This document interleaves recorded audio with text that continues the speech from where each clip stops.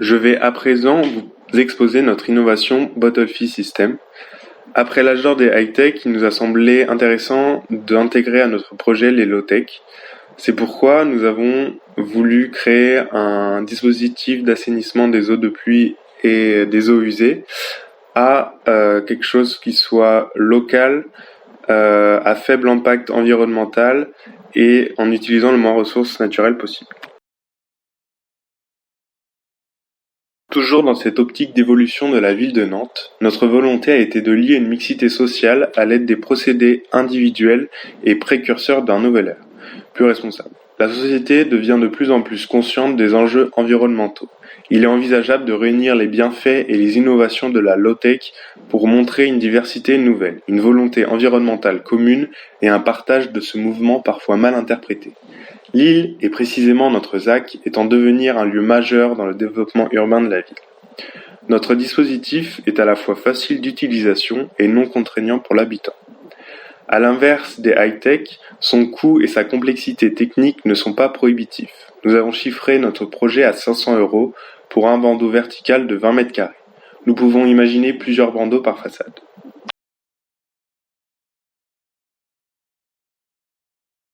L'une des volontés dans notre innovation a été de gérer nos eaux grises sans s'en rendre compte. Donc, deux cas se présentent. Si le flux est dit faible, provenant des WC, lave-mains, lave-vaisselle, l'eau s'écoule directement vers le dispositif de phytoépuration en façade.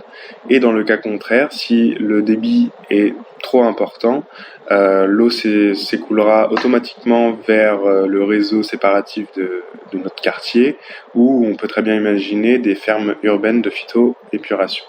Donc la phytoépuration, qu'est-ce que c'est? Elle fait appel aux bactéries présentes dans les systèmes racinaires des plantes pour épurer l'eau. Sur la coupe présente ici, nous pouvons voir un bac de phytoépuration. Donc nous avons opté pour des bacs constitués de terre végétale et de plantes aquatiques épuratrices, de sable, de copeaux de liège et de bouchons de liège entiers. Donc vous voyez bien que le bac est fixé au niveau de la fenêtre, puis l'eau assainie s'écoule ensuite vers un système low-tech, lui aussi goutte à goutte vertical. Pour aller plus loin, nous avons voulu poursuivre cette logique en bandeau urbain. Donc afin de créer un dispositif complet d'assainissement des eaux grises et des eaux de pluie, nous avons imaginé des rideaux verticaux composés de ces bacs de phytoépuration et placés sur tout un pan de fenêtres sur une même façade. Donc l'évacuation assainie est ensuite intégrée dans un dispositif goutte à goutte low-tech, donc par un emboîtement de bouteilles en plastique empotées de terre et de flore. Donc ces eaux sont ainsi filtrées naturellement et se retrouvent de manière gravitaire dans les noues, les jardins de pluie et de la rue. Donc la densification de la biodiversité en ville est le principal objectif de Bottle Fee System. Donc intégrer notre innovation au schéma de gestion des eaux pluviales continue la volonté de création d'une forêt urbaine. Ainsi, ces bandeaux verticaux participent au développement et au maintien de ces nombreux îlots de fraîcheur. Mais ce n'est pas tout. Cette forêt s'étend sur tout un quartier, mais aussi sur le moral des habitants. Se sentir concerné par la protection de l'environnement et agir quotidiennement sera le symbole de ce quartier.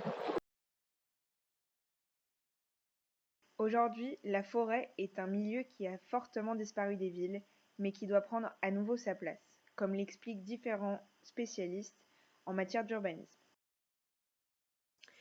Nous avons décidé de baser notre avant-projet sur la forêt urbaine et l'infiltration. Cependant, pour l'installation de tels espaces, il est essentiel d'observer différents indicateurs, tels que le stockage de carbone, l'impact sur les îlots de chaleur urbains, donc le rafraîchissement de la zone, sa résilience au changement climatique, de savoir s'il va pouvoir tenir un temps intéressant, l'intérêt pour la biodiversité, donc de savoir comment est-ce qu'il va l'impacter et la développer, la lutte contre la pollution atmosphérique, et enfin son potentiel non énergisant pour permettre une vie agréable aux habitants. La forêt urbaine est un élément clé dans l'aménagement des villes d'aujourd'hui. En effet, elle permet une augmentation significative de l'infiltration dans le sol, de la capacité de rétention d'eau et la réalimentation des nappes souterraines. De plus, elle permet une régulation des débits et donc une économie sur l'installation du réseau. Par ailleurs, elle permet une réduction de l'érosion du sol et de la sédimentation. Il est aussi important de noter qu'elles contribuent au couvert nuageux et aux précipitations à travers l'évapotranspiration des arbres. De plus, ces arbres vont aussi permettre une restriction des inondations et vont permettre aussi un traitement de l'eau et de l'air grâce aux différents éléments qui les constituent. Mais au fond, à quoi sert l'infiltration? Elle est très utile pour différents éléments qui touchent toute la ville. D'une part, elle va permettre de réduire le ruissellement de surface et donc de réaliser une importante économie sur les réseaux d'évacuation d'eau qui peuvent être parfois très coûteux. De plus, ça va permettre de recharger les nappes phréatiques et les masses d'eau. Cela va bien sûr passer par la réintroduction de biodiversité dans les sols qui va permettre justement de traiter cette eau et donc d'améliorer la qualité des sols et de l'eau. De plus, infiltrer l'eau dans le sol va aussi permettre au sol de devenir très humide et donc de créer une forte densité végétale dans toute la ville et donc d'améliorer le cadre de vie urbain. À travers tous ces éléments, on va revoir naître la nature au sein de la ville. Après identification des enjeux du projet, nous avons choisi de réaliser un quartier très vert, permettant la création de liens sociaux et l'implantation de Bottle-Fly System. L'ensemble de notre gestion de l'eau est basé sur la création d'une forêt urbaine qui s'étend sur le quartier à travers tous les dispositifs de collecte et de transport des eaux.